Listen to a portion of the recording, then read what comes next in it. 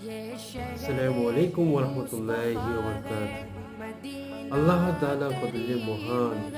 আল্লাহ তাআলা কোনো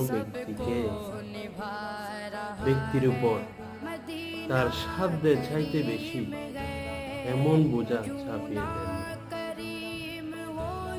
এবং অবশ্যই তোমাদেরকে পরীক্ষা করব।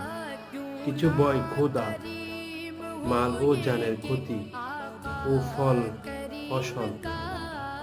বিনষ্টের মাধ্যমে। তবে সুসংবাদ দাও সবরকারীদের। সুবহানাল্লাহ। হে ঈমানদারগণ, তোমরা সবর ও নামাজের মাধ্যমে সাহায্য প্রার্থনা করো।